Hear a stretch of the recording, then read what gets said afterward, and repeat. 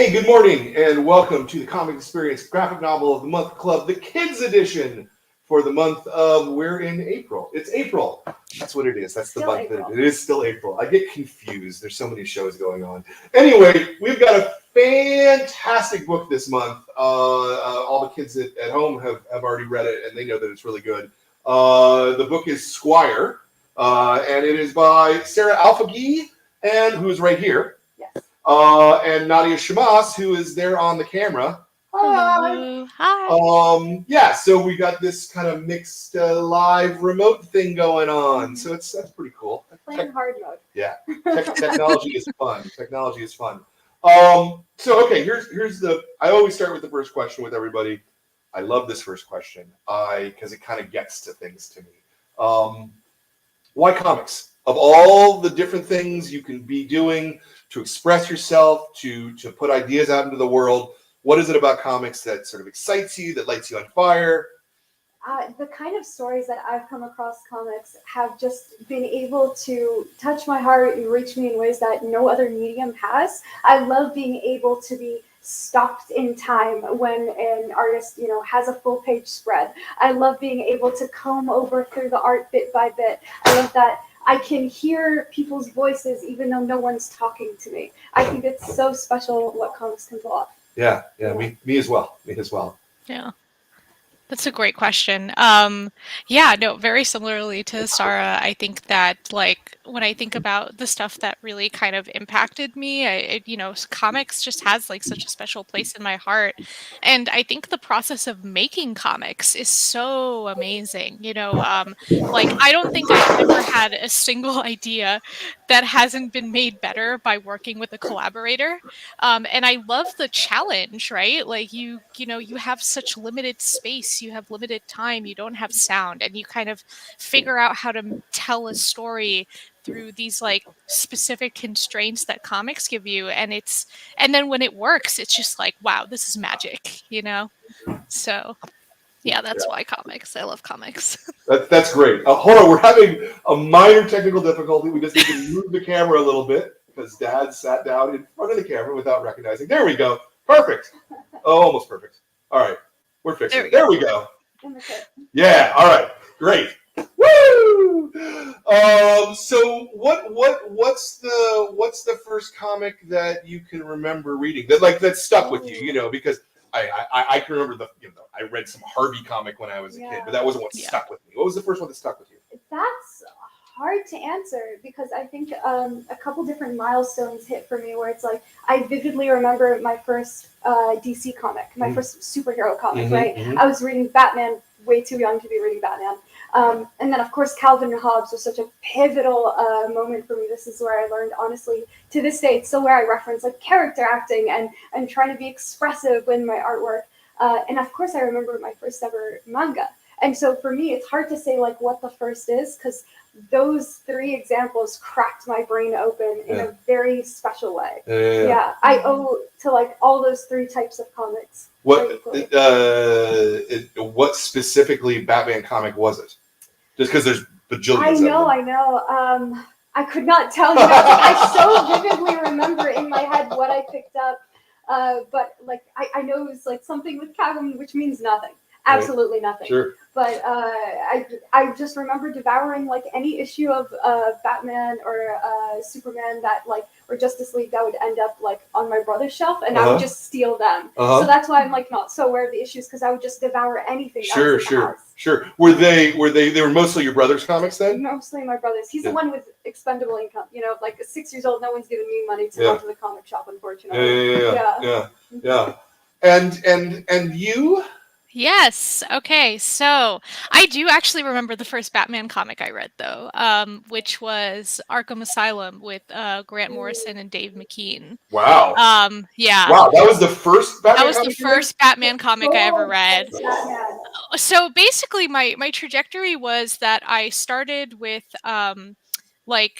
I was a kid and you would buy Archie comics at the supermarket. I would beg my mom to buy me Sabrina the Teenage Witch and Archie comics. And then when I was in middle school, I was one of those kids in the stacks of Barnes and Noble, just like not buying anything but reading. Occasionally, I would save my lunch money, and I would, instead of eating lunch, buy manga. And I think the first manga I remember reading is, well, I think it had to be Naruto was first. I think it had to be Naruto, and maybe XXX Holic as well. I think I remember that was a really early one for me. And then when I was in high school, I got back into reading kind of like mainstream comics. And so when I was like 15, I think, is when I picked up my first Batman comic, which was, I was a really gothy teen and a very gothy adult. But as a gothy teen, I picked up Arkham Asylum because I was like in love with the cover. And the first series I ever bought with my own money was Neil Gaiman's Sandman. Wow. And that was it. After Sandman, it was like nail in the coffin. I was a comics person. I was hooked. Oh, that's awesome. That's awesome. Yeah. No, I mean, Arkham is a pretty advanced comic to read as an early comic. So that is really impressive that was your thing. You don't have to have a second. You don't have to keep switching it back and forth, but just like up and down us, like make us big and small. There you shut up. Okay, shut up, old man. Okay. It's professional show business. We're getting used to doing these shows again live, so in multi-camera setups, it's a little tricky. Sure. What you both talked about how you both were reading, Western comics and manga. What speaks to you individually about, because they're different styles of doing work. Very different. Yeah. Different ways of, like, on the technical side of things, because I'm an artist, this is what I pay attention to. Just very different ways of looking at the page and treating the page and the different kind of beats that you might emphasize, right? You'll notice that like superhero comics are just jam-packed, like full to the brim with gorgeous art, and you have like sometimes 3-4 artists working on one single issue. And then you have manga where it's like one person who's writing and doing the art, and just like start to finish, this is their entire vision, and that has a different pace to it. Sure. Though I will observe that most manga is done in a studio format. They have assistants, and they have a lot of assistants. Not just solo jobs. Yeah, right. But it is still very much like their voice all the way through. Sure. If you're working on Marvel Comics or DC, that kind of work pipeline. Yeah. You don't have a say in like how the thing's going to be colored. Correct. You don't have a say in like what's going to happen in the lettering. Yeah. It's a very different way of working. Yeah, I agree. Nadia, you have thoughts between Eastern and Western comics? Yeah, I mean, I think that there's just a very different vibe, I suppose. They come from like totally different pipelines, and I think that both systems have developed their own way of working and their methods of storytelling. And I think it's interesting because now you see a lot of creators, especially Sarah and I's age and younger, who are like very influenced by anime and manga, and you're starting to see that kind of creep into comics that are made, in the West. And I think that that's really fascinating. I mean, I think Squire is a great example of that, because we take like, the traditional, storytelling beats of perhaps a Western story, but at the same time, the way that we handled them is that we put emphasis on things that we learned from manga, like, the kind of wide shots, like sky shots, a lot of environment, a lot of room to breathe, a lot of atmosphere, where I think that Western comics tends to be a little bit more strict along the like, all right, we've got 22 pages to get from here to here, and we have to, like figure out how to put everything in there and do it, and have like big action shots and like, the dialogue. But I think that manga tends to be so much more spaced and has different emphasis on what, of course that depends on what kind of, if you're talking about like shoujo or shonen, but like, I think that we're seeing a really interesting thing where we're going to start seeing more and more work where people are so obviously, especially in DC and Marvel, where people are so obviously being influenced by manga in the way that they tell their stories. And I think we're going to get some really interesting fusion now. I 100% agree with that. Yeah. This is a great time to be making comics. It is a great time. It is. It really is. And it's like we've never had more readers. Yeah. And we've never had more access to them. Like anyone can read now on their phones, on their iPads, like wherever they're going. I don't have to have a closet full of like single issues anymore to support my favorite artists. Right. I can just quickly buy them through an app. And Sure. I love that. I love that so much. Like it was so hard for me to go to a traditional comic shop when I was growing up. Like my brother had to be with me. It was kind of like not the most welcoming environment, to be honest. Sure. And now we have spaces like this, honestly, where I'm like, if I was, 10 years old again, I would feel so welcome and so ready to like run into a store after school every day. Yeah. Well, we try, and obviously, I really like physical books. I think that's the best way to read comics myself. Yeah. There was no kids graphic novel club where I was. Sure. No, absolutely. Absolutely. Yeah. Absolutely. I'm really glad we have a kids graphic novel club, honestly. It's more exciting than the adult one in a lot of ways. Let's pivot to Squire itself. Let's talk about where did it come from? Like, let's start it that way, actually. Where did it come from? From every little thing that I loved reading growing up, honestly. Like I grew up reading, so I would spend all of my summers traveling from Boston, where I was born and raised, to Jordan, overseas in the Middle East, and we would spend our entire summers there. And I would have a select number of books that I could pack in my bags. My parents are like, you need clothes as well. You can't just bring comics, right? And so I would try to cram as many books as I can, and I would just keep rereading my favorites over the summer. And a lot of them were like the Knights of the Round Table, or like Dragon Slayer's Academy, and Harry Potter was always in my bag. So there's a lot of rich fantasy, world building, all of this stuff. But around me, I was in the Middle East, right? And I wanted to bring a setting that I recognized and bring all of my favorite tropes, girls with swords, grand empires, knights on horseback, and combine it together. But also with, kind of some of the struggles that I had growing up as like an Arab American kid and realizing like people had an issue with me being Arab American. Right.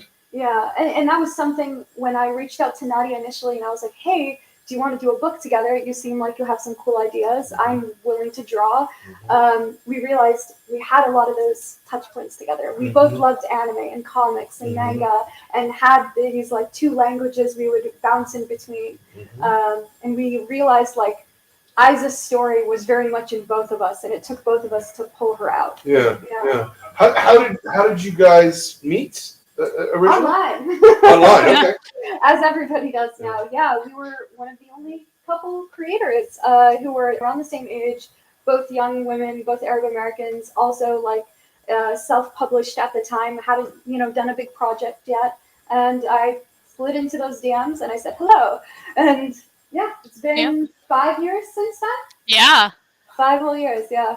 Nice, nice. How did you start to pitch Squire? How did we pitch it? I mean, like, how did you build it? I guess yourselves first, right? Before you got to the pitch stage, like, lots of phone calls. Lots of phone calls. Had like 4-hour-long phone calls every time we got on the phone those first few months, and just like digging into what we both liked. We knew we liked, anime and Avatar: The Last Airbender and all these other comics. And so we're like, let's just pick out all of our favorite things and throw it together and see if anything cool is there. And Nadia was very good at like refining through everything. Because if it was up to me, like Squire would be like 300 pages of bad jokes that I came up with. But it was an interesting co-writing process. Yeah. Expand on that. Yeah, no. So basically, when we decided that, hey, I think that maybe it would be cool to work together, I remember the first phone call was just about like, so what do you like? What do you want to do? And it was just kind of like these calls about just like pulling out, influences from each other. And then I think we both realized by the end that like, the stories that kind of stuck with us were stories where we felt that we weren't being talked down to as young people. And those stories, like the two or three that really kind of came up for us were like Full Metal Alchemist, Avatar: The Last Airbender, and Mulan. is like stories, and especially because those were stories I think that came the closest to talking about an experience that we had growing up as Arab Americans in the Bush administration. But, you know, none of those stories really existed that talked about that experience, but these were the stories that were complicated enough and touched the closest because it talked about, you know, history, colonialism, and cultures kind of meshing together in difficult ways and what happens there. So I think when we realized like those are the stories that we love the most, we were like, this is the kind of story then we want to create.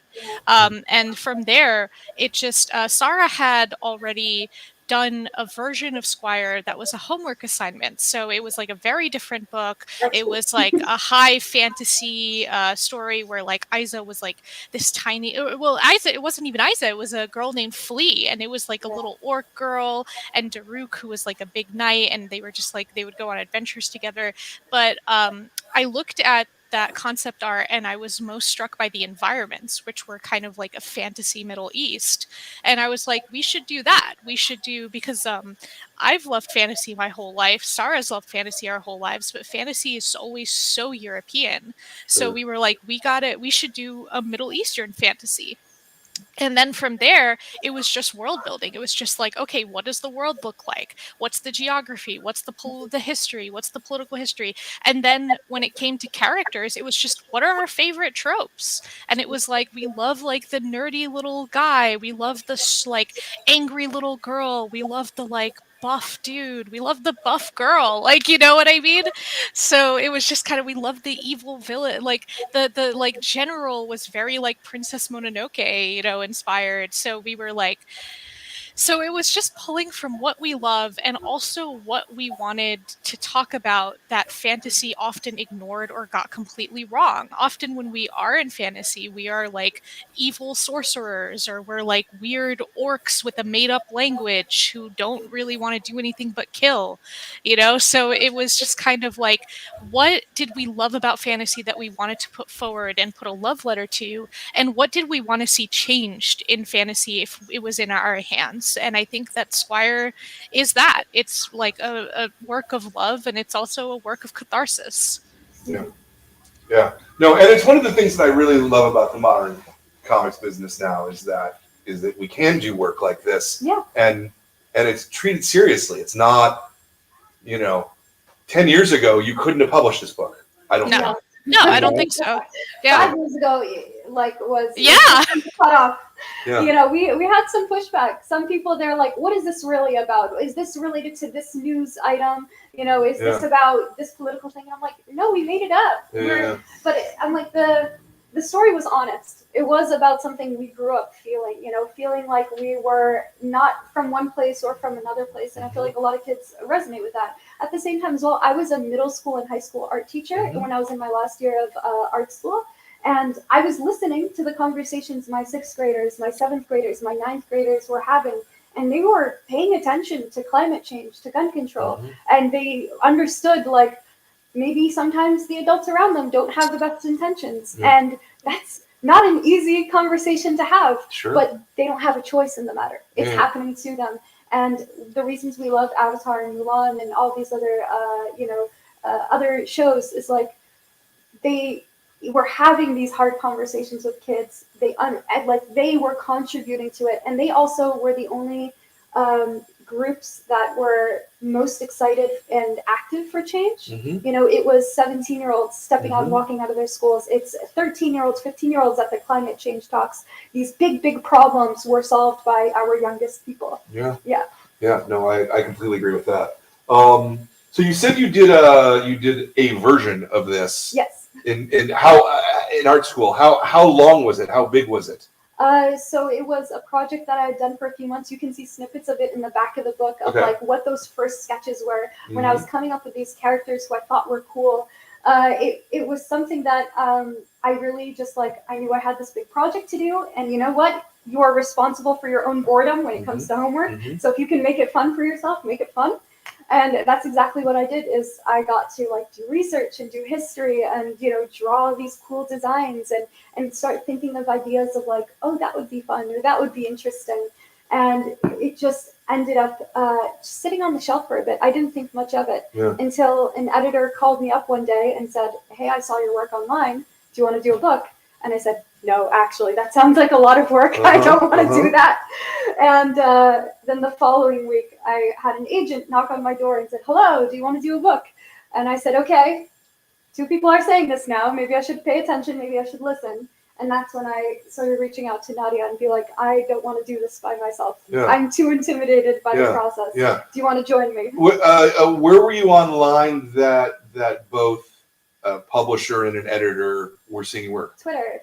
On Twitter and Instagram. Okay. Yeah. And I would say now I talk with a lot of art students, and TikTok is the place to do it as well. Like TikTok and Instagram, like those are the places where the people who can make your cool ideas into real books, that's where they're hanging out. Yeah. And there's no, you don't need to go to art school. You don't need to have an official like background in it. If you think you're good at it, start making stuff. Like that's what it takes. Yeah.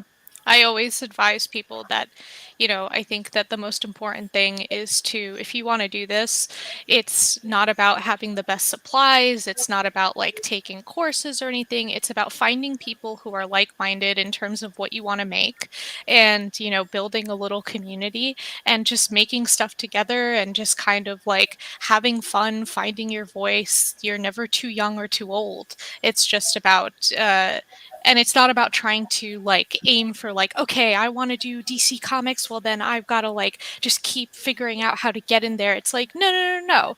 Just make your own stuff. And when your voice shines through, you know, people are going to take notice and everyone wants something new. So if you've got something new to say, like just say who you are and then you will get those opportunities. You know, both Sarah and I kickstarted our first projects, which is how we even heard of each other.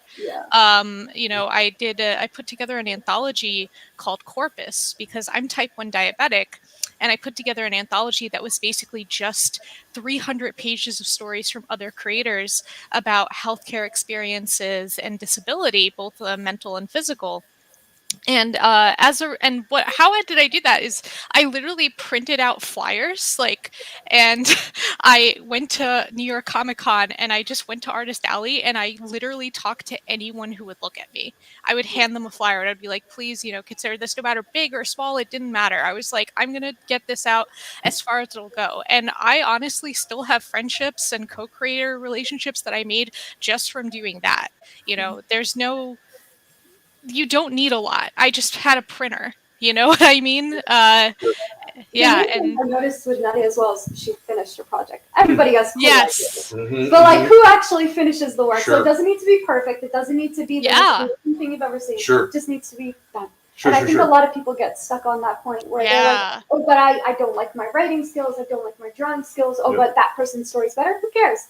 Finish it. You don't know what'll happen. 100%. Like you're often your worst critic when you're first like creating stuff. 100%. You both did Kickstarters, though obviously a book from a big publisher is a completely different kind of beast, right? I mean, theoretically, and you know, let's knock on wood for this, but theoretically, this is going to stay in print for the rest of your lives. Whereas almost all Kickstarters exist to fulfill the Kickstarter, if you know what I mean. Like they go on to have no life past that. Can you talk maybe a little bit about that dichotomy? I think at the end of the day, there's still work to be done on who gets a chance to write the stories that they want. But that said, I still am optimistic, and I'm like, it has never been easier to become an artist, to become a creative professional. And I think the bar for entry is a lot lower. Before, publishers would not talk to you unless you had an agent already. And now anyone can kind of be noticed if they're posting their work online. And that's already a huge step forward. I'm not going to knock on creator-owned work. I think like we're in a time right now where we have only a couple companies that own everything in entertainment. And it still matters a lot when you can make something and say, this is 100% mine. So it's it's interesting that you're like bring up the lifespan of a book, but I think like all those books still sit on those people's bookshelves at home. Oh, you know? sure. They still have a little love. And there's a lot of people who've made the jump from creator-owned into like the most traditional kind of entertainment. Heartstopper is a fabulous comic, Sure. a young adult comic that started as like a webcomic, just crowdfunded and all that, and now is a Netflix show. Sure. And like we're seeing more and more examples of that, which is so cool and so exciting to me. Yeah. I you know, for me, my perspective just comes from, you know, again, owning a bookstore and wanting to be able to continue to sell these things forever. You know, that to me is the greatest strength as an artist when you make art, that the art continues to make money for you for the rest of your life, even if it's small amounts, you know. And you know, you talked about creator owned. I mean, as a store, my focus has always been on creator owned, creator control. You know, I think about the earliest self-publishers in the comics industry, you know, sort of in the 70s and the 80s. And a lot of them are still, you know, they're still making money off things they did 30 and 40 years ago. We just interviewed Wendy Pinney about ElfQuest. She's still making money off that comic, you know, those comics that she drew 40 years ago. She still makes money off them. It's not a huge amount of money, but she constantly makes money off that and is able to have things that go forward because of that. To me, that's the best possible way to go forward. You know. Did you have something you wanted to add to that, Nadia? Oh, well, I mean, mostly just that I think that it's, you know, creator-owned work or just kind of self-published work is so important because that's where truly radical work exists, right? It's like if you want, you know, representation, queer representation, you shouldn't look towards, you know, Marvel or DC. You should look at queer artists making queer work, you know, just for as an example. I think that that's where like real, you know, where not that innovation can't exist in those spaces, but I think that, you know, those places are untethered from cultural and corporate, you know, control or censorship. So as a result, like that's where that's, you know, that's everyone should never ever write that stuff off. And not that you were, just as kind of like me, my own like feelings about it is that I'm like, yeah, that is like that's the real stuff. And not that this isn't real stuff, but like, man, like, you know, I have such respect for people who take on the cost of self-publishing and distributing their own work, because it's, you know, it's funny, putting together Corpus was the hardest thing I've ever done, and it was way harder than writing Squire because I had to do all of it. I had to like contact the printer. A portion of my books was on a ship that sank to the bottom of the ocean, like a third of them I had to like re-get those back. Like those are all things that, you know, a corporation has multiple people and multiple. There's like like at the bottom of the ocean, there is like a few hundred copies of Corpus. I don't know. They're probably big like sponges though now. Yeah, exactly. It's so it's ridiculous. Just such a good visual to me. Like it's absolutely ridiculous. But yeah, no, and I was like, how do I tell that to my Kickstarter backers? How I'm like, hey guys, I'm sorry. Like a ship sank to the bottom of the ocean.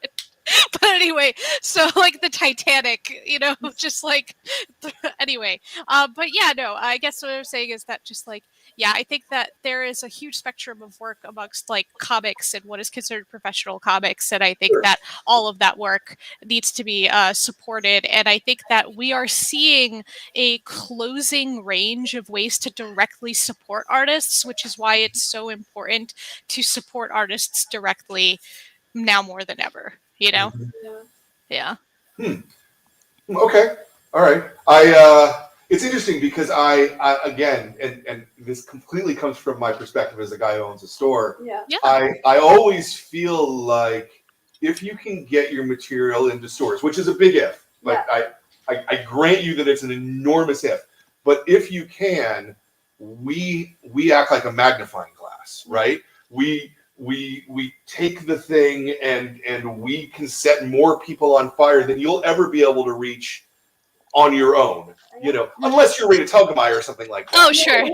But almost nobody is that big, right? And so it's the stores that well, like for a book like this, that we're able to make it a selection of our kids club, and that we present it to a lot of people. Squire had to go through the traditional route. Yeah. Squire had to go through a publisher. Yeah. We think there's too many people out there, and we thank stories like yours because so many people out there never knew that a book like this could exist, that they could even look for it. Anyone can search up like kids comics and find something that they're gonna really love, but this is such a specific book, and it needs people to champion it, and it needs librarians and teachers. And I grew up not being able to afford going to the comic book shop as much as I, of course, would have loved to.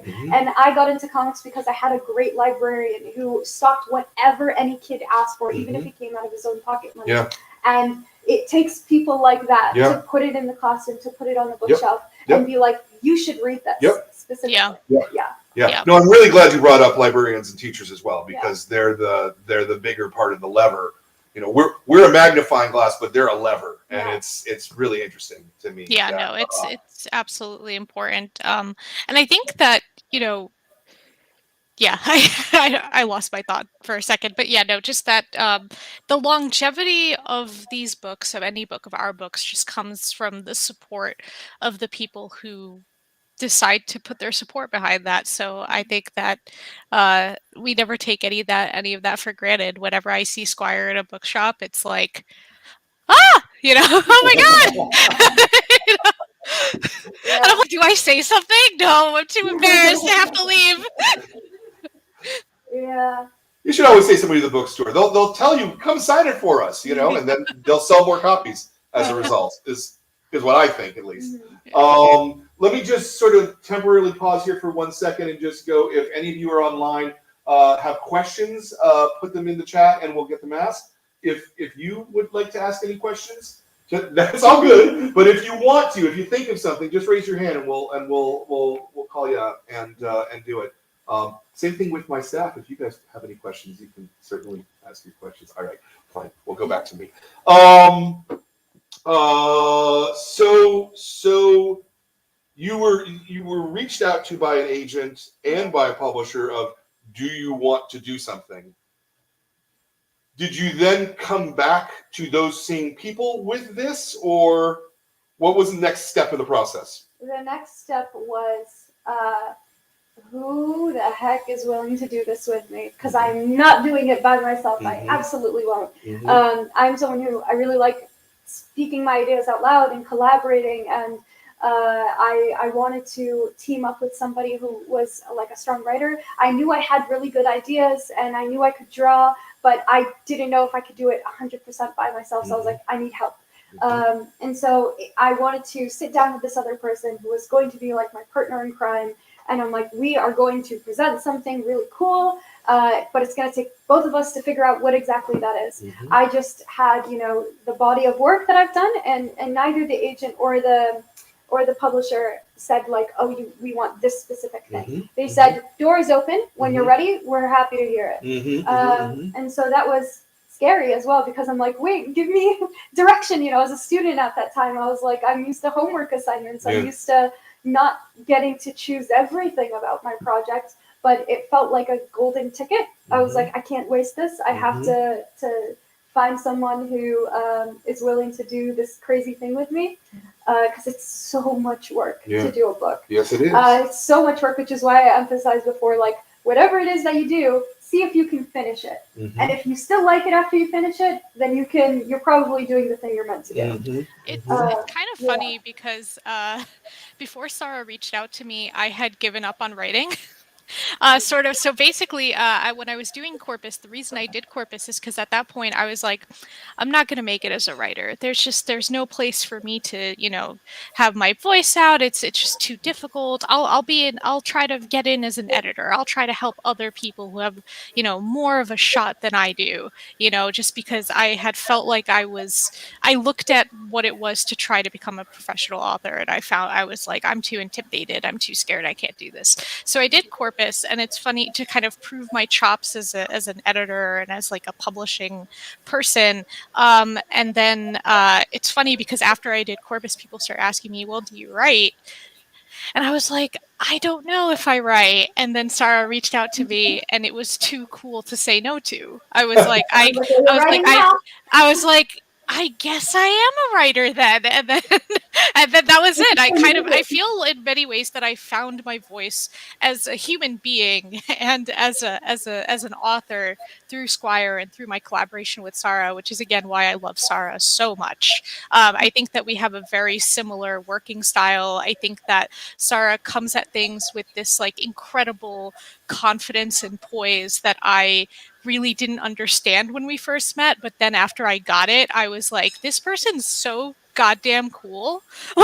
You know, so I was so happy to The like first time she said that to me.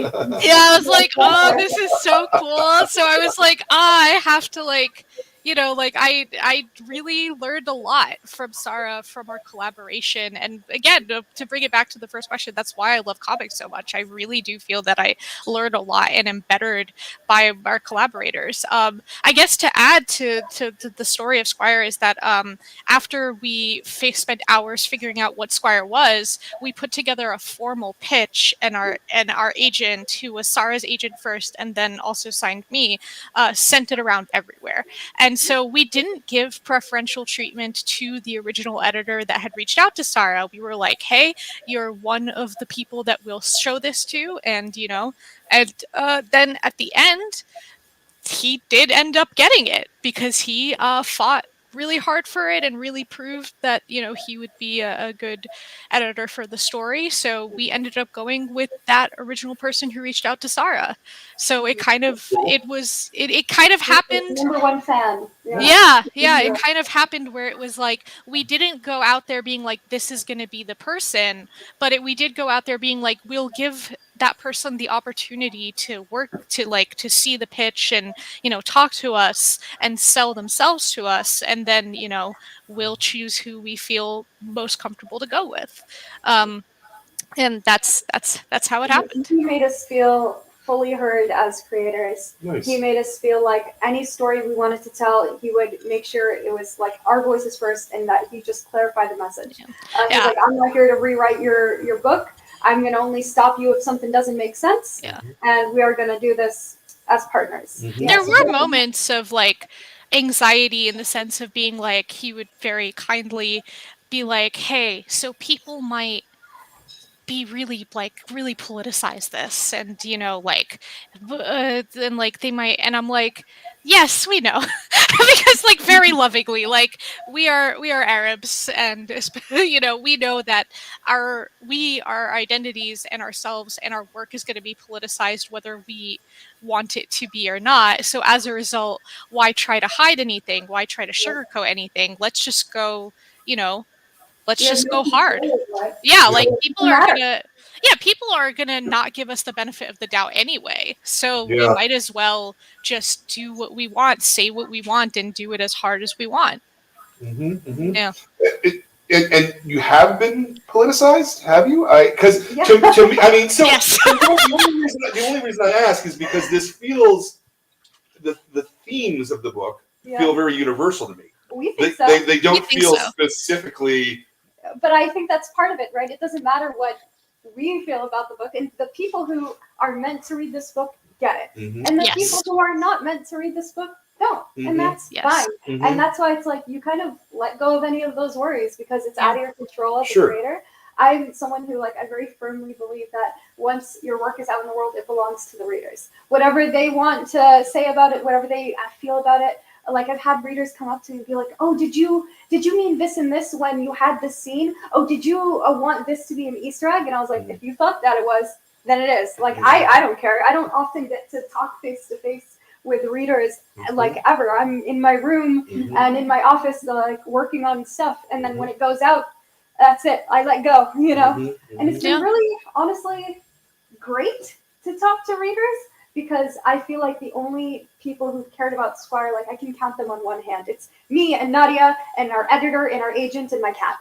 Like, that's that's the full list of the people who cared about Squire until last month. Sure. And so now every time someone comes up to me and says, oh, I love this scene in Squire. Oh, I love Azza. Or I'm a big fan of Husni or something like that. I'm like, I feel like a little piece of Squire that I had to hold on to is now given to them, and I feel lighter. I feel like I'm sharing the burden, and it's delightful. Yeah, it's great. Oh yeah, sorry. I was going to say, yeah, no, I think there's been definitely the outpouring of support has been way bigger than the few comments that I get, calling me a terrorist or whatever. Like, yeah, yeah, yes, absolutely. Yeah, yeah, you know what I mean? Like I would say, like, I get only a few of those for every 100 comments of people being like, I loved it. So I'm just and you I don't think those people are gonna. It really shocks me. I mean, Wow. obviously, I'm in San Francisco, like so. I mean, and I was in Boston, right? Yeah. And sometimes it's not always as obvious as that. Sometimes it's we don't think readers need this story right now. We don't think that this is relatable enough, or I think you should change that name. Sometimes it comes out in these little hidden ways. And sometimes it comes out like, no, we think you're a bunch of Arab terrorists and we don't need you in comics. Wow. That was my first introduction to comics, actually. I redesigned an X-Men character for fun. Okay. For fun. And I pissed off a corner of the internet I had never even talked to before. Sure. And that was a very wild experience to have as an art student and as someone who didn't even have a name in comics yet. And to suddenly get this like onslaught of people who are like, we don't only hate the work you did, we hate you specifically. Yeah. Right. But at the same time, I had really fabulous support and mentors and people who I knew were in my corner. And I did not let that intimidate me, because those people were never going to read anything I made anyways. Yeah. Exactly. So it doesn't matter. Yeah.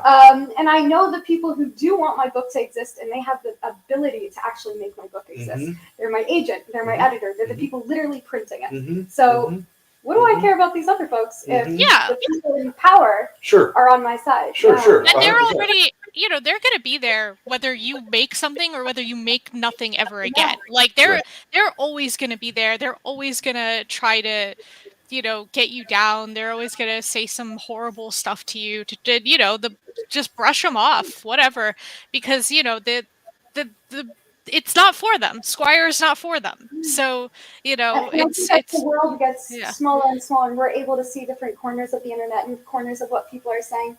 We're more inclined to just like react and have conflict with those people. But we were never meant to engage on that level. Like, we can decide and pick and choose who we want to surround ourselves with and whose voices we want to hear. Because folks like that, they don't want to listen to you. And I think if it's okay to engage with things you disagree with, you should engage with things you disagree with.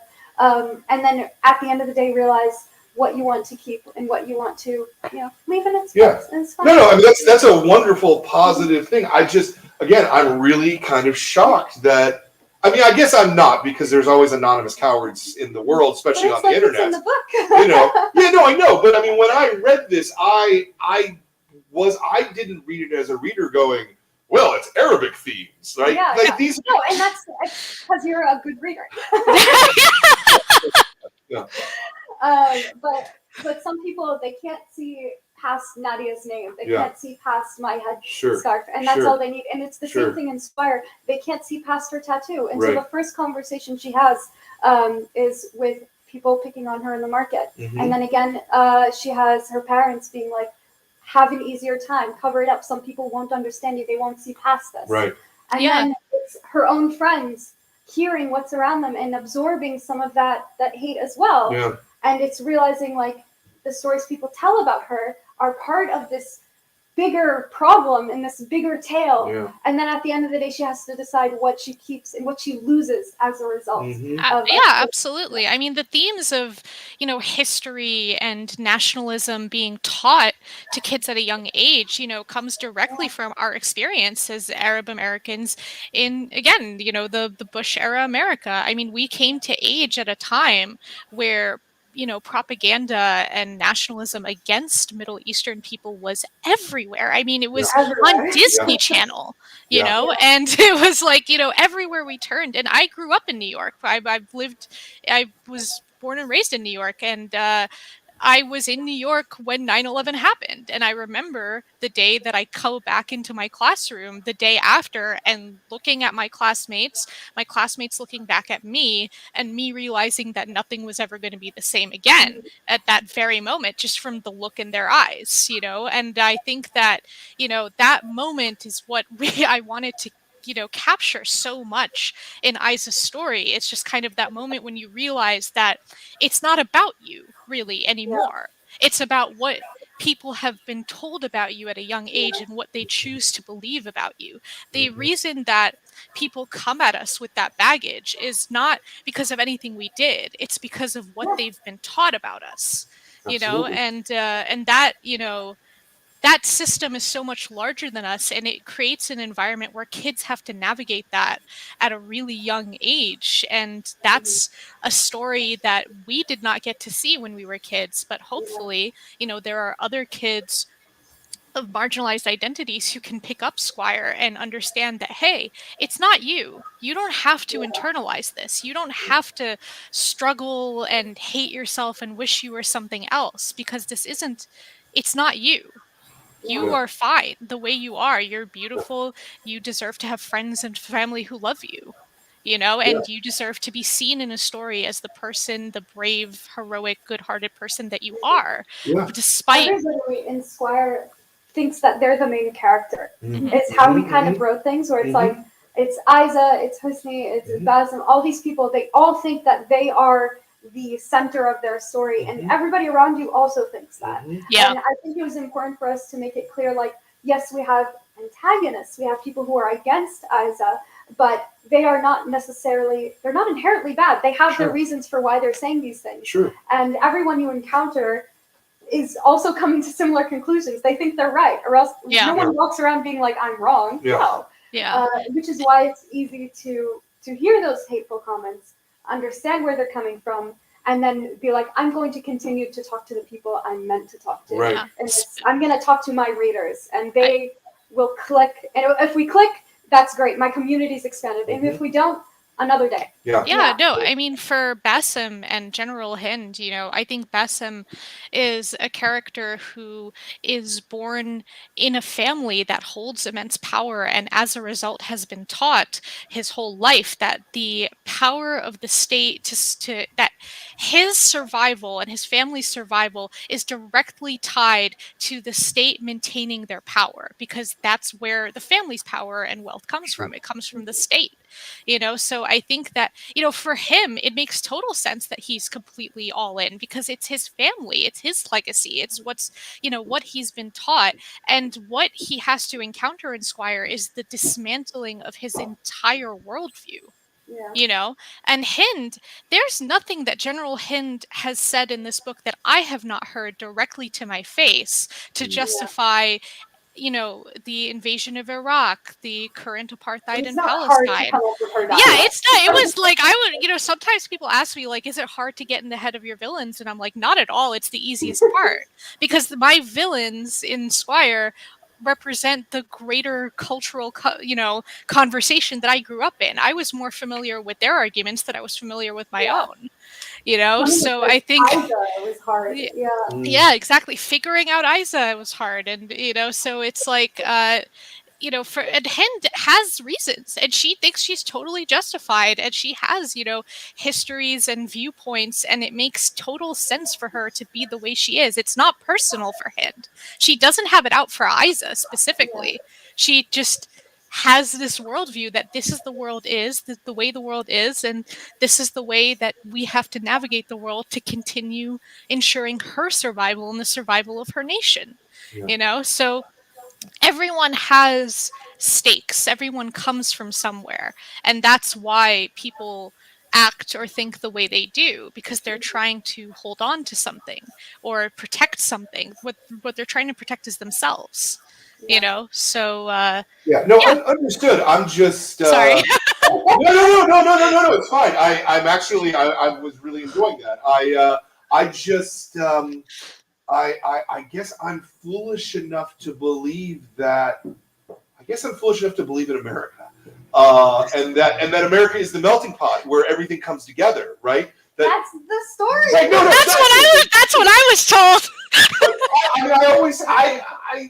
I always thought that's how people were. Yeah, you and know? it's a great thing to believe that it's true until it isn't, right? Yeah. It's true until you're the person being like, yeah, it's the melting pot for everybody but you. Yeah. Yeah. Right, Yep. right. Or it's like, it's a melting pot, but yeah, we want you to literally melt down and Right. become less distinct and less Right. of what you are. Yeah. Until you're something that we approve of. Mm-hmm. You know, and then it becomes always a you and us. It's a them and, Mm-hmm. you know, yeah.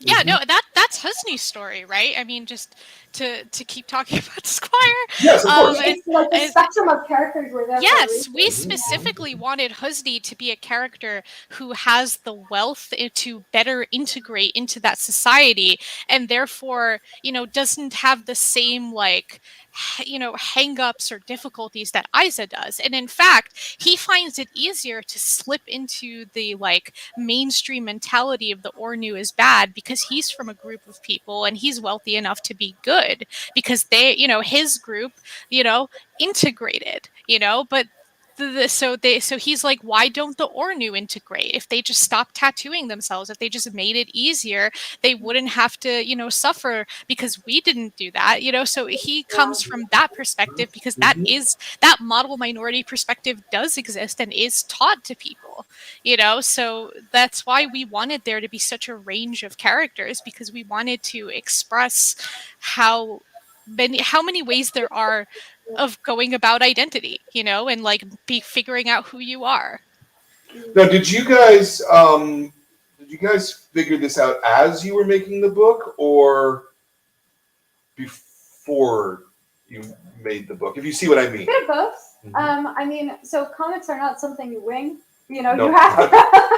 You kind of have to have a game plan before getting in there. So there was. Some do, actually. Some do it. I've certainly talked to a number of cartoonists who just make it up on. Knock out 300 pages in a year, though. Right. Not in the way that we Sure. do it. Right. So for us, it was like, these are the things we want to talk about. These are a cast of characters that are going to voice the concerns that we're talking about, because it was all character driven, right? And so we were rewriting some dialogue literally until the last minute, where it's in like, the print date is this, and we submitted it 2 hours before, changing some of the lines of dialogue. We cut it real close, don't do it. So we kind of were a bit of both. We knew what we wanted to talk about. We knew who we wanted to use to talk about those things. Like, our characters were very locked in, but sometimes you just don't know until you get to the page, and you have to be not precious about the process. You can't be like, no, this is my idea, and my idea was best, and that's why I came up with it, and no one's allowed to change it. It doesn't work in publishing. Yeah. I think, yeah. Sorry, when I write my scripts, I basically try to do it where I know that I need to get from point A to point B, but however I get from those points, I need to leave it up, because those, you know, I need that space to kind of just figure it out, play around and innovate to figure out like what the best way to get from those points are. I think, like, for example, the letter writing chapter was just me being like, I need to get from here to the trials. I don't know how to do it. And then I just kind of was like, maybe this. And and that kind of like small winging it, you know what I mean? Like little, like the light winging it kind of gives it a little bit of a spark. I know that Sarah also, like, because the artist's job is so much harder than the writer's always in comics, and I will always say this. So Sarah has to take my script and then interpret it into sequential art, and then do the sequential art, which is, you know, I owe Sarah a meal in anytime we're in the same city together. I owe her a meal on me every time for the rest of my life. I made her draw so many horses. True. I'm like, I get, like, she could ruin my whole week in a single sentence. Be like, 400 students are barreling across the field on horseback, and I'm like, I signed up for this. I want to do this book. It's a very ambitious book, but yeah. And it's funny that I get tagged in 2 types of posts online. The first one is, Squire came in the mail, I'm so excited to read it. Oh my god, it's such a thick book. And then I get another tag 2 hours later being like, it was so short. I was like, make up your mind. What do you mean? Short? Wow, this was a long read. I know, we get that.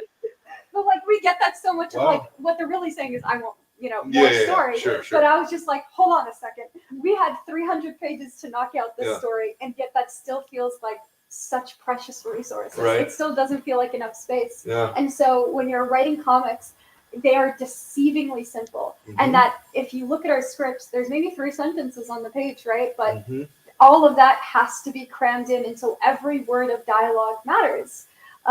So that's why we were rewriting until the last second, is because we see the art now and we realize this doesn't hit. Right. And I'm not going to redraw the page. It's much easier to bully Nadia into rewriting the sentence. Yeah. So I'm going to do that. Yeah. Well, let me ask you, Nadia, about the actual scripting.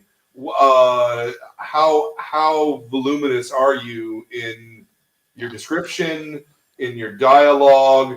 Certainly, there are 5 or 6 different ways you can write a script.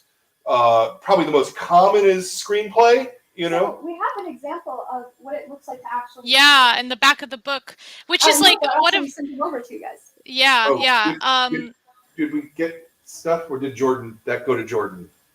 Someone emailed me. I don't know. Probably went to Jordan. It's in the back of the book either way. Okay. So like what I'm sharing is actually in the final pages of the book. If you guys have it. I see. Yeah. Right here. So basically, the way that I write my scripts is I think of my scripts as a conversation between myself and the artist. So when I try to write my scripts, what I try to do is, one, the most important thing to get across, I try to give as visual direction if I can to like help provide a possibility for the artist as to like how this could work. If I think that there's like a camera angle that would work specifically, I will like point that out. But I think that mostly what I want to capture is the emotional vibe of that moment. Like, what is my character feeling? What do I want the reader to feel? How do I want to like have a moment of anticipation where the shot lingers? I don't need Nadia to tell me that, we look over a field and there's a castle in the distance. No, I can do that. Sure. Yeah. So sorry, the last thing is that just like, so I try to use references also that I know that my artist specifically will like I would put in like fight scene videos from like shows that like anime that we both like, or like shows that we both like. So basically and also another thing I did with Squire is that I thumbnailed all my pages as I wrote them, because that helped me as a new comics writer understand what I was asking for the artist. Like, does it make sense for this to fit in a panel? Can all these panels fit in a page? And so I see that like the most important thing to put down is what I'm trying to get across, and then everything else for Sarah is a suggestion. I'm trying to do everything I can to make her job as easy as possible. So if I'm referencing something, I put in the references. If you know what I mean, like if there's like, so that she doesn't have to go too much hunting, hopefully. It's just my job to be a collaborator. So my scripts vary quite a bit depending on what the scene is and what I'm trying to do. But I also write them fully knowing that if my artist wants to change everything about it, totally fine by me. Yeah. It's like we put in the hours to like trust each other as collaborators, because it's not like when I'm working on with a publisher where it's like I've never even met my writer. I don't know who they are. I'm just delivered a script and I'm told send it out in 10 days. Like I spent hours and days and months working alongside Nadia, and so like I trust her to make changes and she trusts me to make changes. Yeah. And so sometimes the pages just say, make this fight anime as hell, go crazy, and like that's fun for me. Right. And then sometimes like I will write in my own joke into a page and I'll send that over to Nadia and be like, is this cool? Can I slip this in? And then she approves it, and so it's this back and forth negotiation. Yeah, that's fantastic. Did she send you any of her thumbnails, or? I have not seen the thumbnails. No, I should have. They're not, but I also don't show her my thumbnails. Sure. She's on the page afterwards. You see this like very scribbly sketch in the second part of the making of the page, and that also is not seen by human eyes. Right. That is for me to figure out. Sure. Does this make sense? Sure. And sometimes the answer is no. Sure. So yeah. I'm asking too many questions about stuff that's in the back of the book because I didn't get a physical copy of the book when I read it. Really? I read this from a photocopy. Really? Yeah. Wow. So that's why. No, it's all good. It's just like I haven't seen that stuff yet. Some things are better shown rather than explained. Exactly. Which is why I'm like, if you go to page 330, whatever. Yeah. Yeah. Yeah. The book is in chapters. Did you write it as chapters? Yeah. Did you? Yeah. Yeah, pretty much. Okay. Yeah. Was there like a page count you were trying to keep to per chapter, I think we or no. just as a mechanical We process? did. We were bad at keeping it. Yeah, I think we originally wanted the book to be 250 pages, but then the script ended up being 270 something, and then the art ended up being 300 and whatever it is right now. Yeah. So I think that yes. So, but for the chapters, no, it was mostly just like what feels good for a beginning and an end. Yeah. Did you have that organized out in terms of there's X number of chapters and we need to get the story, or was that just an organic process as you were writing? We did an outline, and so the way you pitch a comic, it's very different than a normal book, where it's you write out, like literally write out all the beats to your story just in like paragraphs, and then you write a paragraph about like why you're the best person to write this book. You do like some little profiles on each of your main characters. You share a little bit of your research if that's what's relevant to you. Like, for example, I actually traveled to Jordan and Turkey, and I took all of my own reference photos, and I wanted to be clear, like, I'm coming in here with a game plan, you know? It's going to look like hopefully no other book you've seen. And then we wrote we drew 6 sample pages of the comic. So we were selling this 250-page book based off of 6 pages. Yeah. Were they the first 6 pages, or were they No, just... so they were actually the pages where Isa first arrives to the camp and gets the first grand speech from General Hind. And those were the pages that we pitched, because I wanted to prove, one, we have this beautiful setting. We have Petra in the background, which is, you know, a real place. And then I wanted to do the character acting, and I wanted to show that, like, I can handle these very ambitious scenes, all of the students together, and hit those, like, very informative beats. Like, there are certain aspects of the story that are kind of complex, and I wanted to prove that, like, we're not going to talk down to kids. We're going to have these really ambitious scenes, and we are the artist and writer team to do it. So once that got approved and we found our publisher, that's when we developed, Nadia developed the full script. And then from there, it was my job to take it and tackle it chapter by chapter. Yeah, that's fantastic. Was there a point where you got nervous about biting off more than you could chew? Going from that sort of that 6 pages that you did every to day. pitch it, and then 300, right? Like every day I worked on Squire, I was like, is this too much work? I'm not gonna lie. It is the hardest thing I've ever done in my life. And I've done some hard projects. I started a video game company, you know, I've done the work. But like that book, hardest thing ever. And I'm glad Nadia was there, because like it helps to have like a sanity check. Have another person who's like, is this as hard for you as it is for me? And then Nadia would be like, actually, no.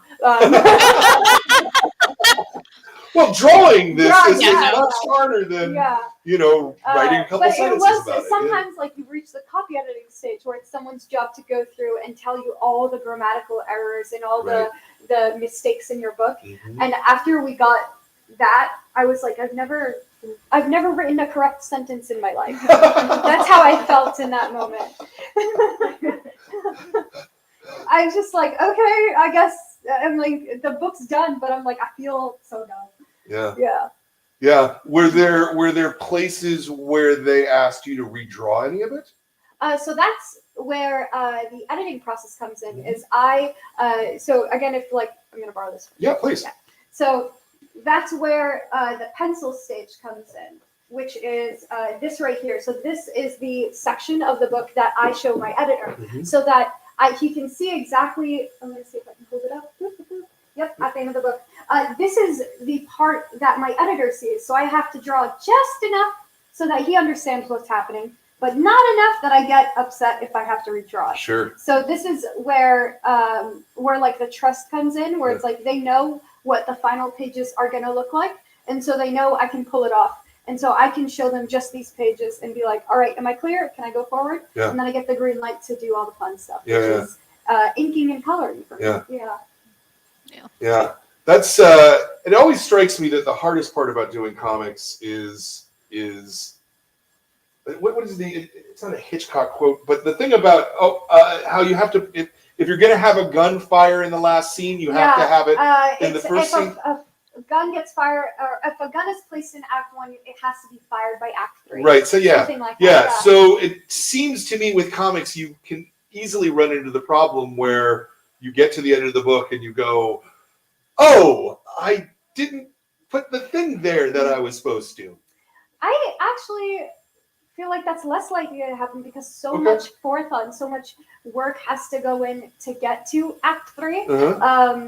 And that's why it is collaborative as well. It's like you have people over your shoulder. Sure. Like I spend maybe 10 hours total on every single one of those pages. Yeah. So I'm looking at these pages a lot. Right. Yeah. Right. So if I miss something, that's on me. It's also it's a little different between a graphic novel and, say, a serialized comic. Yeah. You know, where the serialized comic is being produced as, you know, it's coming out already. It has come out. You cannot go back and change those things. Yeah. I've been working on serialized comics lately, and yes, it is. I actually find it harder than graphic novels.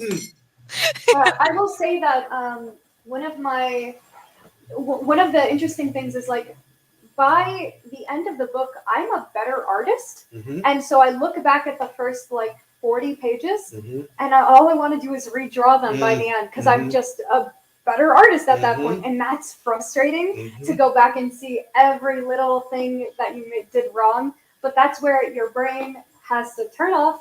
And you have to accept it's over, it's done, pass it in. That's where the perfectionism is not allowed to come out of the closet. You just shove it back inside. That's not the point. Done is always better than perfect. Yeah, 100%. You said 10 hours a day, did you? No, not 10 hours a day, 10 hours per page. Per page, okay. There were some days where I was 10 hours a day. Okay. I'm not going to lie. Okay. Yeah. And so are you, like, how many pages a week do you typically get done?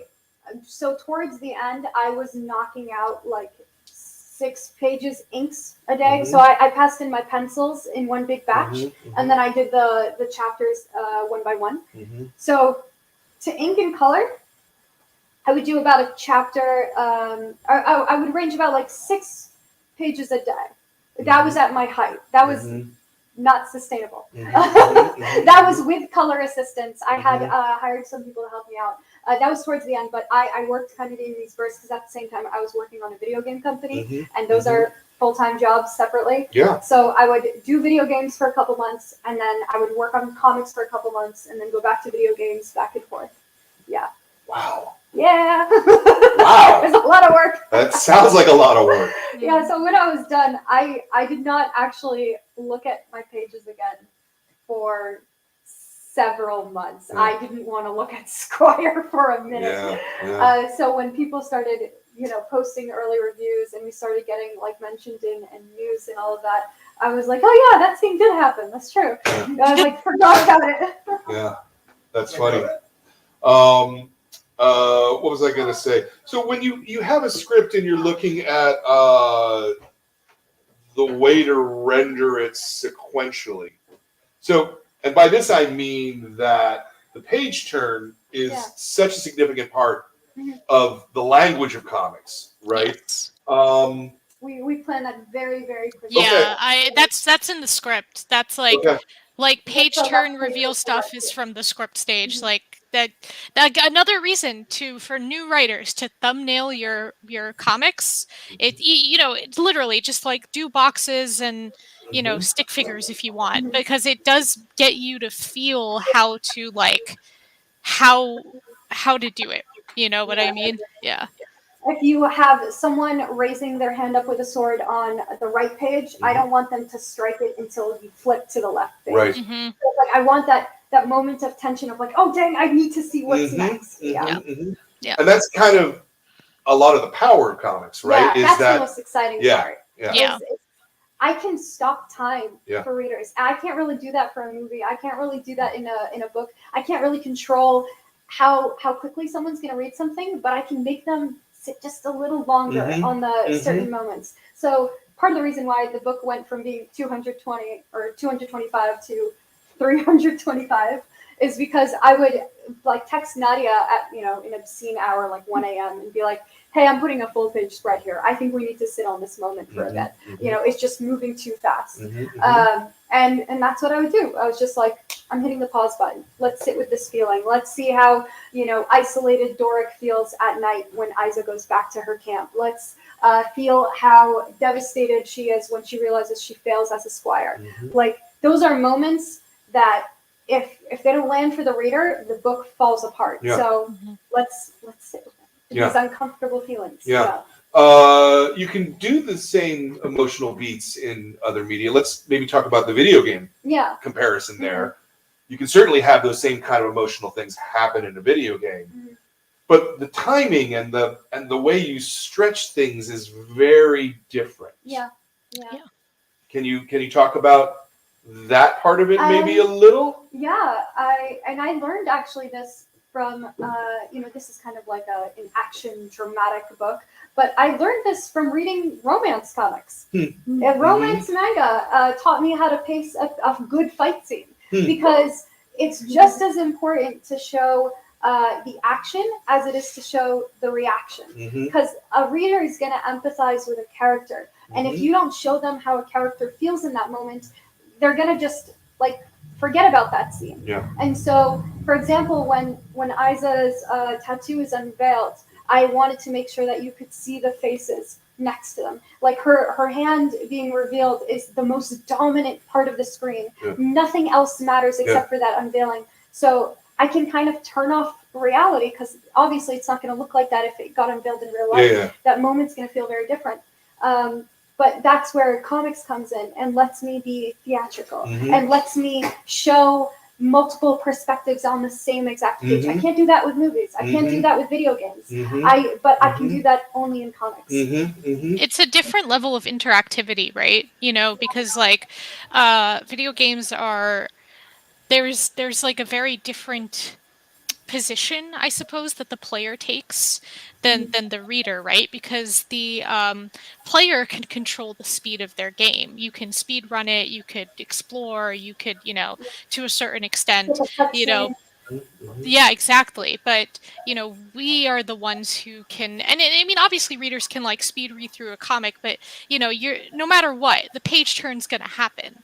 And like that, so the experience of the page turn is like, it puts it in our hands. While I think when you're doing video games, you have to consider how different players might interact with your medium in a different way, you know, because it's you know, more power in their hands than, you know, than in comics.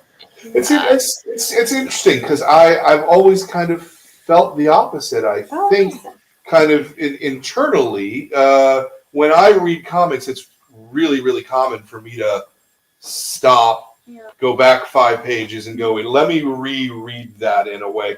I generally am not doing that in video games unless like the boss beat me and I've got to figure out how to beat the boss. You know what I mean? Like, it's a different thing. Like narrative, though, narrative to me in a video game is very much like narrative in a movie, that it's just proceeding at the pace that the author's, you know, I can skip it. Sure, you're right. I can skip it, which I can't do in a movie. But in terms of my involvement with it, it's at the pace that the author chooses to do it. Whereas in comics, I choose my own pace. And I choose how I thread those things, if that makes sense. But at the same time, like, I am making the reader look at a moment for an entire page, you know. I am making them look at a double page spread. I am deciding whether something is this much on the page or this much on the page. And that will ultimately affect how you feel about a moment.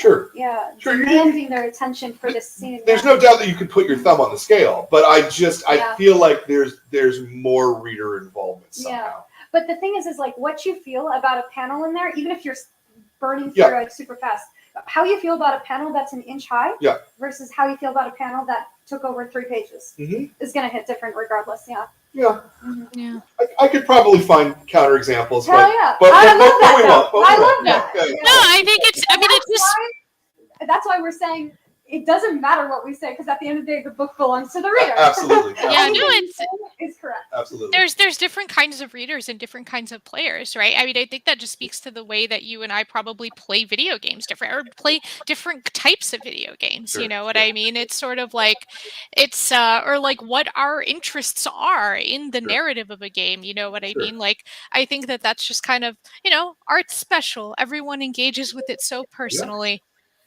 Yeah, no, very, very, very much so. Ben, were there questions?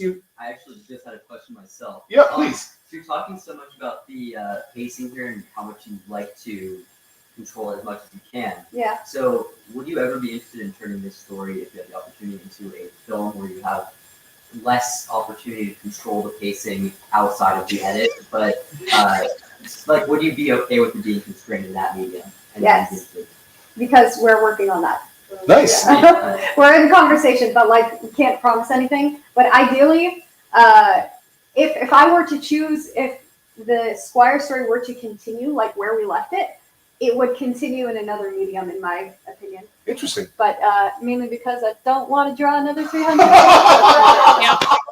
And I literally, else's job. in terms of labor, I refuse to have an opinion. I'm like, Sarah's like, whatever Sarah says, Sarah's right. Sarah goes. You know what I mean? But like, also, yes, I personally would love to see Squire given the same amount of grandeur as was given to Game of Thrones. That's my dream. It's like, and I don't mean that like as in like, I don't know, specifically a TV show or anything. I just mean more the sense of like the amount of production and care given to like costume design, to yeah, exactly. Like I think that is like the number one dream of mine. Also, I would want the same composer who did while I was writing Squire, I was listening to a lot of the Game of Thrones soundtrack.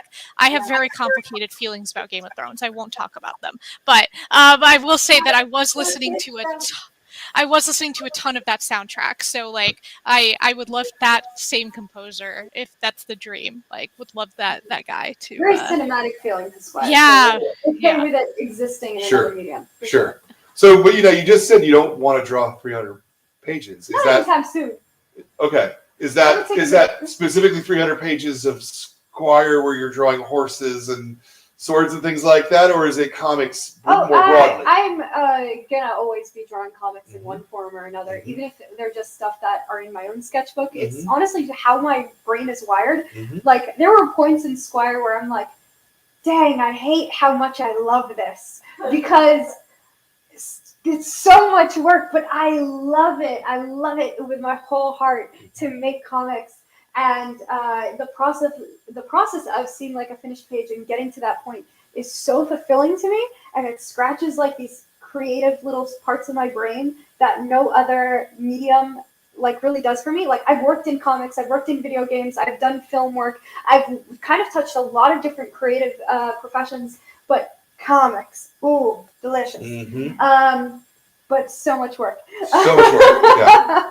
So that's why I'm like, because my main position is in video games now, I can't exactly ditch it. So it's going to be a minute. Like I had a very frank conversation with my co-founder at this company, and he was like, if Netflix knocks on your door in another day, and they're like, we're adapting Squire, are you going to leave us? And I was like, maybe we'll see, right? But I feel like that, yeah. But a lot of comic artists actually go directly into animation and into directing, because when I'm doing Squire, I am oftentimes the co-writer, I'm the director, I'm the costume department, I am the actor, I'm making all the expressions. Every ridiculous face in that book is my face. So it's a lot of different skill sets that you learn that actually translate really well to other mediums. Yeah. No, 100%. I just the language and the pacing of animation is different than comics. Comics. At the end of the day, like even if it's not going to be like me anytime soon, I do really. I'm so hungry to return to fantasy in particular. Yeah. It is where my heart is. Like I thought I would do this very self-indulgent book, and then I would, be good. And I wouldn't need to return to those tropes again. And then I see a girl with a sword, and I'm like, damn, that's cool. It's not out of my system. I don't think it ever will. No, same. Same. I also am like, because I've been doing stuff in a lot of different genres and mediums now. I've been doing a lot of horror lately and science fiction and it's and also big two stuff, which has all been lovely. But I think I do feel the yearning of some some fantasy work. I would love it. Yeah. You just want something with a little less horses, maybe?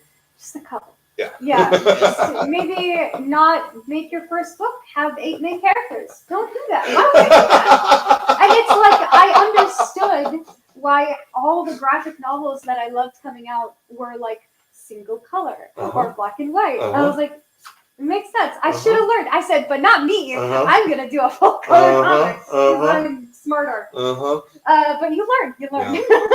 Yeah. That's great.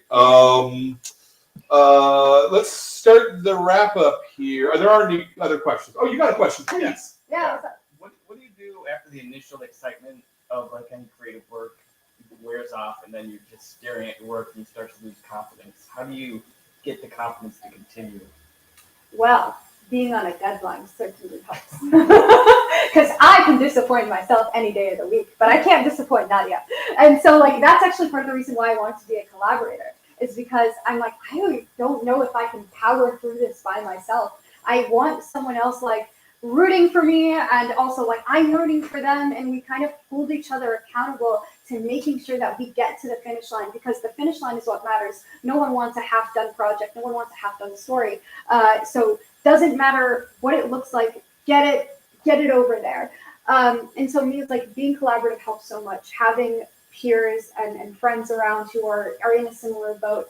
And then it's like coming up with a process where, like, the way you start is really important to making it to the finish line.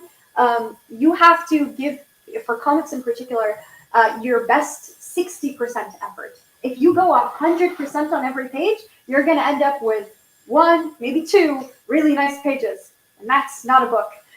So what you do is come up with ways to not go crazy and make your 60% effort look really good. And then that way you still have the energy, you're still inspired, you're still have your eyes on the prize, and you learn about, like, what it takes to get through the work, because it's just work at the end of the day. Passion lasts 10 minutes, and then it's an hour of work. And so for me, it was a podcast. It was having friends on the call with me while we're all working together. It was having Nadia and being able to text her and be like, this page is so hard. And a deadline, a good deadline. Yeah. Yeah. So even if it's just for yourself, like, I'm finishing 30 pages in 2 months, finish it. Doesn't matter what they look like. Get it done. Yeah. It's I found the transition of writing as my hobby to writing as my job really difficult, actually. I was like, I used to do this thing just to, like, vent and to, like, get my creativity out, and now I have people relying on me doing my work, not when I feel like it, but doing my work when it needs to be done. And I think that is a personal switch that you have to figure out how to turn off. But yeah, when you're the writer, you have a job that's significantly easier than your co-creator, and if you're late, you're holding everyone else up and making everyone's life harder. It is quite, it's quite a responsibility. And there have definitely, when I'm late, I'm very not proud of it. So I'm like, okay, realizing that your writing is not about you anymore. It's about your collaborators, your team, and you have to kind of get out of your head and just do what you can. That's the only way through. And sometimes if you really don't want to send those pages in, you're just like, oh my god, this is the worst thing I've ever written. But then you send it, and then someone will be like, I loved it, and you'll just be like, oh, cool. Yeah. So You're always your worst critic, especially in that final deadline hour. You're like, this is the worst thing I've ever produced, and they're gonna fire me, and everybody hates me. And exactly.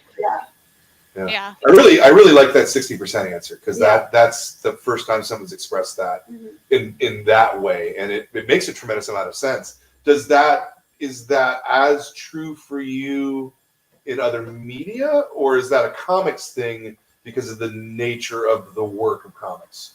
I mean, it's a marathon, right? It's not a sprint. And no one runs a sprint like a marathon, you know, that kind of thing, or the other way around. I think it's specific to comics because of like, I'm essentially redrawing every one of those pages like 4 different times, right? It's a thumbnail, then it's pencils, then it's inks, then it's colors, and then it's like, it's a script, the whole thing. And so I'm like, I need to section off energy that I'm going to need later.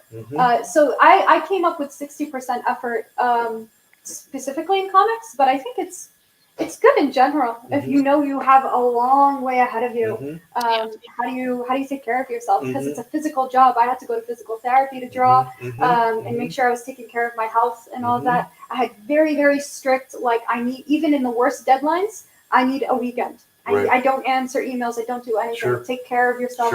Because you want to be writing for a long time, right? We're talking about books for 40 years. Yeah, exactly. You can't do that unless you're taking care of yourself. Well, thank you for being here on the weekend then. Because Because we're on your time now. Wait a minute. I'm having fun. Sure. I wonder specifically in terms of video games, because, you know, one of the things you hear, I've never worked in a video game, so I really don't know very much, but you always hear about crunch time, where like, where everybody's doing the work and then all of a sudden you've got to work 4 times harder at the end. Yeah, and that's bad. That's real bad management. And you end up losing some really fantastic creative people that way. And it's a really big issue. And I think we also have this myth of the genius who is not taking care of themselves and they're a burden on people, but they're the brilliance, you know? And I'm like, no, actually all the best artists were happy and well-fed and, you know, taking care of themselves and their families. Like some of the best work came out that way more often than not. Like I think often to Bill Watterson, the creator of Calvin and Hobbes, who's one of my creative heroes. This man does not exist in the public space at all. He said, I'm going to do 10 years of this thing and it's all going to be fantastic and I'm going to quit the moment I feel like I'm good. And he did. And I was like, I cannot fathom that in our current like content obsessed culture. And even to distill comics, arts, video games, all this stuff into content feels like it cheapens it so much. Yeah. Well, it's also really rare as an artist to be able to get yourself to a place where you can work for 10 years and you got paid well enough for it that you can then take off. That becomes, I think, almost the more difficult part of that ask, you know, at that point. But there is versions of that story where you have very fabulous creators who end up having to take long hiatuses, long breaks. You see this all the time with Japanese manga, is they just like, I can't keep drawing like this. I'm slowly killing myself. And you are not going to get another chapter out of me for the next 3 years. And you're going to need to suck it up. That's an awful way to treat readers and treat a creator. It's bad on every side of things. So, not a fan. No, I mean, my partner works in game development. I myself am starting to dabble in it. And so like, I think that the most, like, especially the whole thing about the auteur, the myth of the auteur, you know, there, especially in any collaborative medium, there is no one person who is so important that they, you know, that they mistreating or mismanaging the rest of the staff is worth the end of the project. It's like, no matter how, you know, brilliant or of a visionary you are, if you have, you know, mistreated the staff, or if you have like caused crunch to happen and, you know, and it's on you, like you are not so important to that process that it's worth it. You know what I mean? For every mismanaged, you know, collaborative medium or a project, you lose so much talent on the lower rungs of that just to save that one person. And it's just, you know, so I think that that's the thing, is that when you're talking about collaboration, you might only know 1 or 2 names in the games industry, but you don't know the hundreds of people who buoyed those names up. And so like it's kind of the same thing with, you know, it with comics, obviously it's a little bit, you know, it's less people, but you know, that happens with writers where people will put writers' names forward and not the artist. And that's also like a huge problem in the industry that is just totally unacceptable. So yeah, I think if we look at collaborative mediums, we have to also consider how many people work on that. There is no auteur, you know. I will actually add to that as well, because I feel like we're talking a lot about like literal professional connections in industry. It Yeah. also comes down to like family, like who's taking care of you in your house so Oh, that sure. you can finish your work. Yeah. Who is like, if it wasn't for my parents letting me live in their house like fresh out of college, I would not have been able to develop Squire's like research and all that. It was on our family vacation that I would ask my uncles and cousins and stuff to pull over the car so that I could take a reference photo that would end up in Squire years later.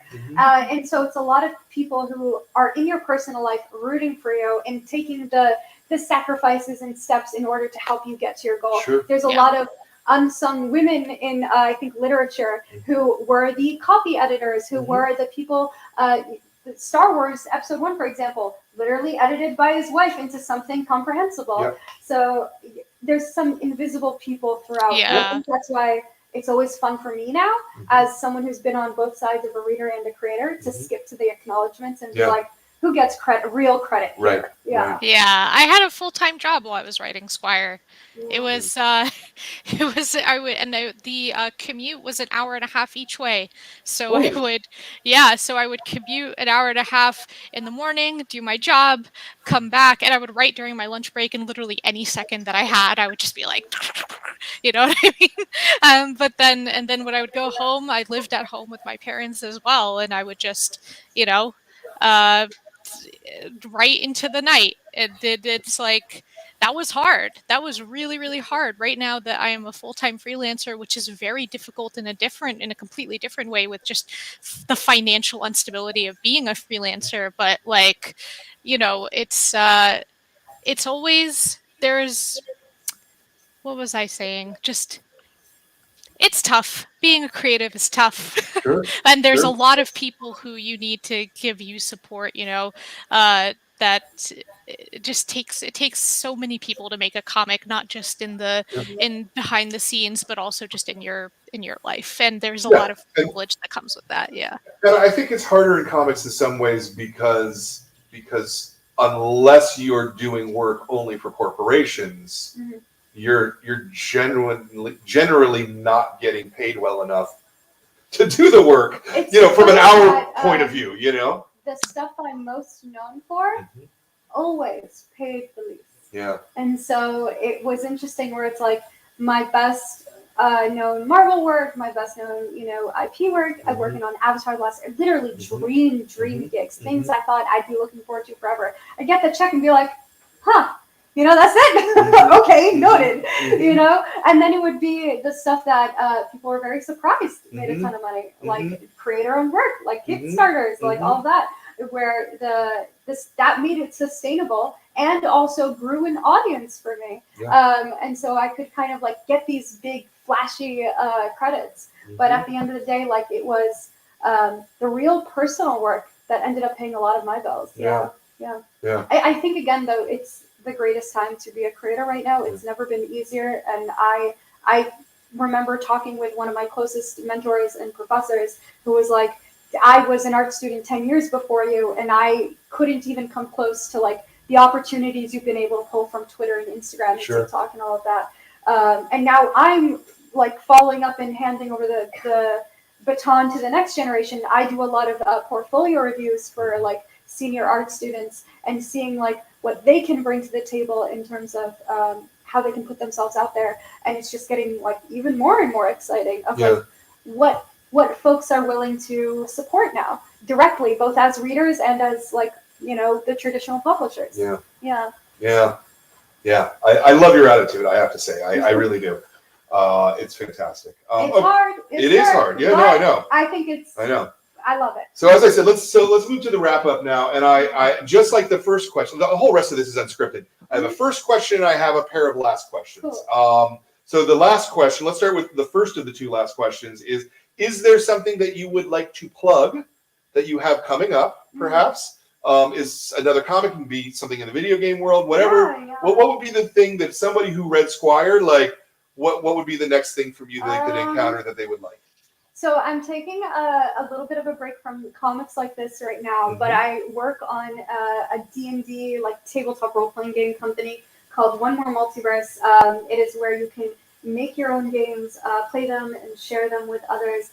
Check us out on Discord at discord.gg/multiverse, and also on YouTube and Twitter and TikTok.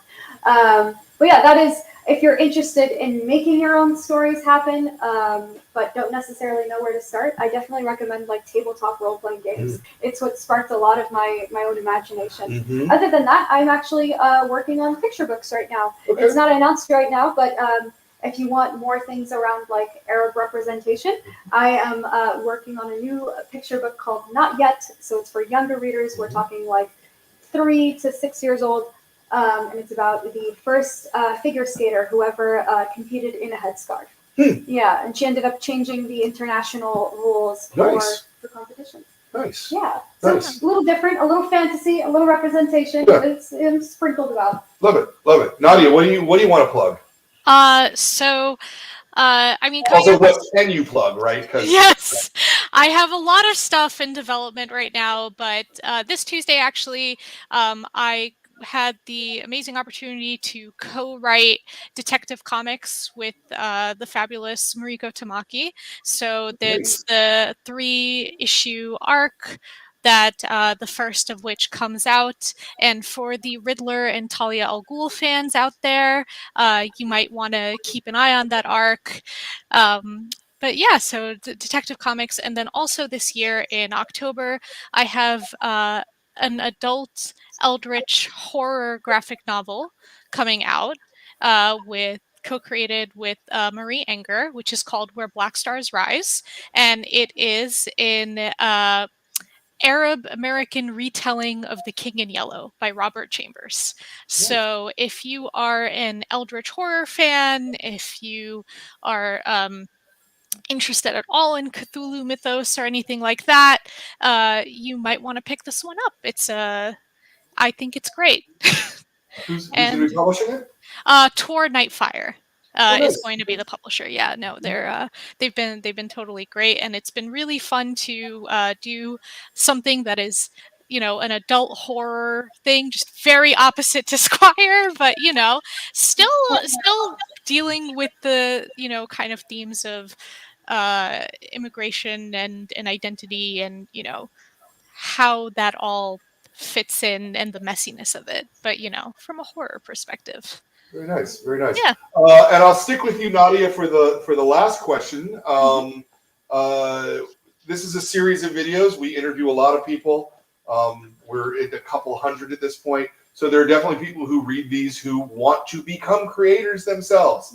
One of the things I hear the most often, especially from a lot of the kids, is how do I start? What do I do? What's my start? What's my entry point?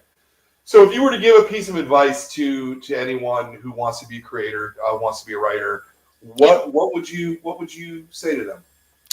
I would say that I still think that kind of developing your community is the best thing you could possibly do for yourself. I think that you should, I would write fanfic when I was like 12, 13, 14. And I think that doing fan fiction, doing just kind of like fan zines, fan art is always a great way to start. I think just kind of like starting off from worlds, flexing your creativity, kind of learning from the things that you love. Like I mentioned that I co-wrote with Mariko Tamaki, and it's funny because right before I started writing Squire, I wrote the first chapter. It didn't feel right, so I went back and I looked at This One Summer, which was by her and her cousin Jillian Tamaki, and as a result, I realized what was missing from my book, and it totally what I loved about it shaped the way that I wrote Squire. So I would say always look to what you love, try to kind of recreate what it is you like about those things,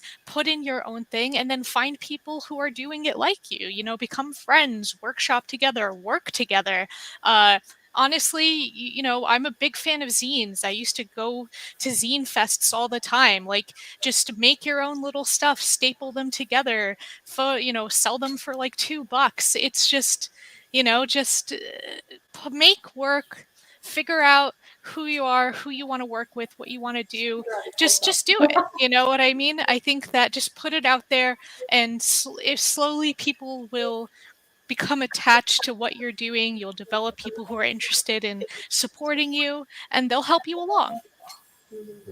Sounds great. You want to wrap us up with your answer for the same thing? Honestly, I'm just gonna do some fan fiction and fan art. That's how I got started. Okay. I learned to draw because I wanted to do Avatar fan art. Right. That's literally all it took. I started drawing at 17. I was late to the game, and it worked. Very good. So that's it.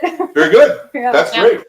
That's great. Well, I would like to thank the two of you for having this conversation with us today. I especially want to thank you for the book. It is really a powerful, smart, involving, and it's also just a great fantasy story, just in and of itself. As I said, I certainly didn't read this thinking, oh, Arabic, that's what it's about. And so that means that it worked on multiple levels, which is fantastic. Yeah. So super good job. A little bit of just business here. On Wednesday, we're doing the adult club. This month's pick is Nice House on the Lake. Woo! That looks a little better. And we've got James Tinian here, who's going to be our guest, and we're going to talk to James about writing comics. So that should be really good. And then next month's Kids Club is the fabulous Cloud Town by Daniel MacLeod. And Daniel is going to also be here in person. We're going to have another in-person one. Yay! Everybody loves in-person ones. Also, your book, we got them all with, I don't have one of this thing. They signed every copy of our book. So it comes with a little signature plate. MacLeod's book is going to come with a little, it's also signed, but it also comes with a page full of stickers. So that's kind of cool. Very cool. I like the extra stuff. So that's what's coming up for the next couple of shows. So you watch them. I would like to thank Ben for running the show, running the camera on this. He's done a great job. Yay, Ben. I would like to thank Jordan for being our producer and taking care of the behind the scenes stuff. I would like to thank Kat and Zoe and Katie for running the store, which allows me to do things like have interviews with people about comics because they're doing all the hard work. I want to thank you guys for making the comics. Thanks so much. Yeah. I want to thank all the members of the Kids Club because we wouldn't have this without you guys. It keeps the store alive. It literally keeps everything going. So that's it. If you're sitting at home and you don't know what to read, which is always a problem, I think, I really strongly recommend Squire. I think you're going to love it. And that's what I have to say. Thank you again for being here, both of you, and we will see you again at the next show. Thanks so much for watching this episode of the Kids Graphic Novel of the Month Club. If you enjoyed what you were seeing, please subscribe and hit the bell up in the corner. We'd like to invite you to join the club. Every month you'll get a great new book curated by our staff, and it's a fantastic program. So please join. That address is running along the bottom right now. Thanks very much.